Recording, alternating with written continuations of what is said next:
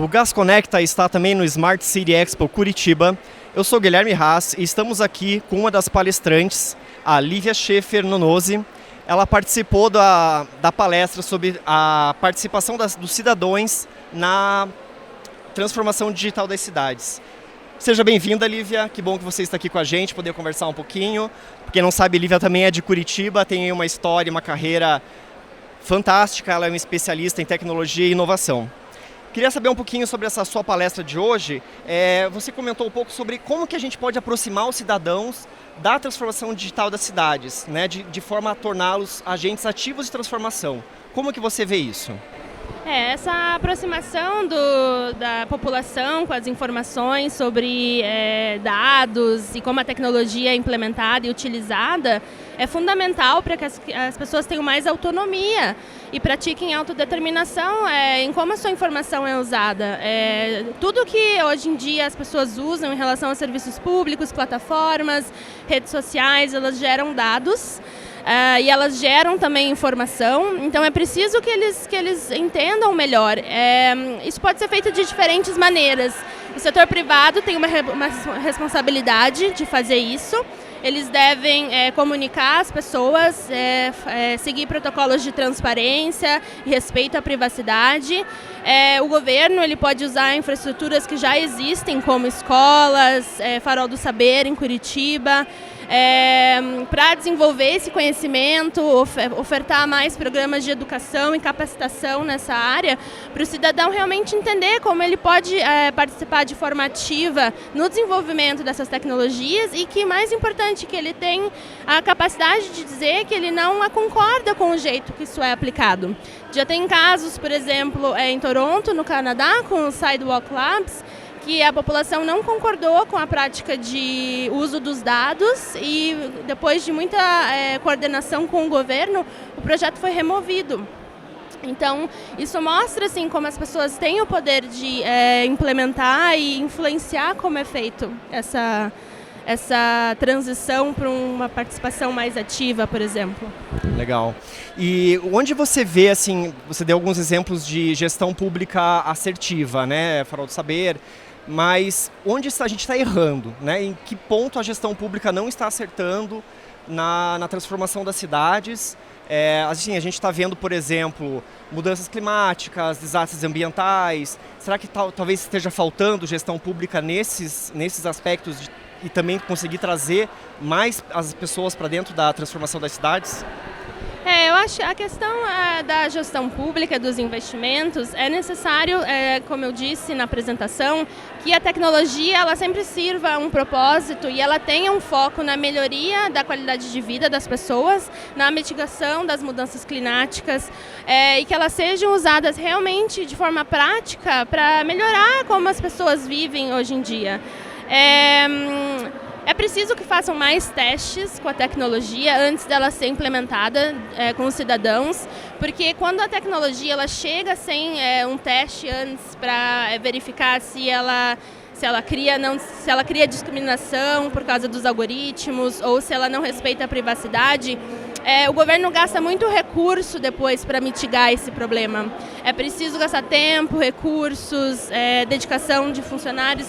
Então é preciso que se faça esse trabalho já antes daquilo acontecer, no caso.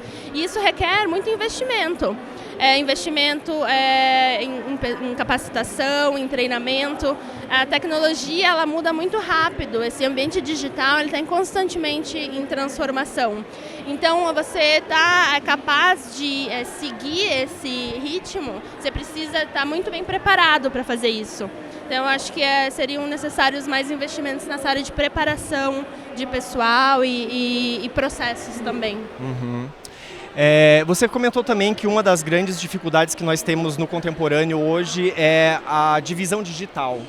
Como é que você sugere, né? Como é que você vê essa situação e como que a gente pode combater essa divisão digital que possivelmente potencializou ainda mais com a pandemia e com esses processos dos últimos anos? Como é que você vê essa situação? A divisão digital ela é fundamental para uma cidade inteligente ser inclusiva. Se uma cidade inteligente ela só serve tecnologia para as pessoas que já têm tecnologia ou podem pagar por ela, ela vai acabar perpetuando mais condição de marginalidade, vulnerabilidade. Mas a questão da divisão digital e a inclusão digital, ela trabalha em muitas frentes. Ela necessita, por exemplo, que tenha um processo de capacitação das pessoas para entender como usar a tecnologia. Precisa de investimentos em infraestrutura e aparelhos para as pessoas usarem a tecnologia. E é preciso também que seja almejado trabalhar com pessoas que tenham poucos recursos. E para que elas entendam que, talvez pela tecnologia, elas possam desenvolver uma capacitação, ou acessar a educação, empregos. E essas pessoas que são mais marginalizadas e vulnerabilizadas, elas são as que, geralmente, os governos têm mais dificuldade em acessar elas, em trabalhar. Então, eu diria que o foco deve ser em áreas mais marginalizadas e também em assentamentos informais, como as favelas ou bairros mais em situação de carência. Legal.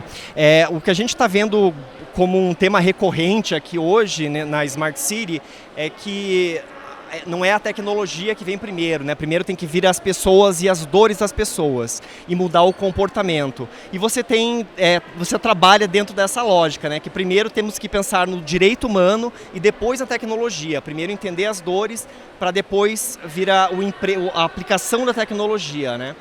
E como é que você vê essa movimentação em relação a direitos humanos dentro dessa área de tecnologia? Ela é uma área que começou primeiro com discussões em torno do uso da internet e a governança da internet, e ela tem gradualmente se expandido para trabalhar na questão da tecnologia, como ela é aplicada e usada por governos locais.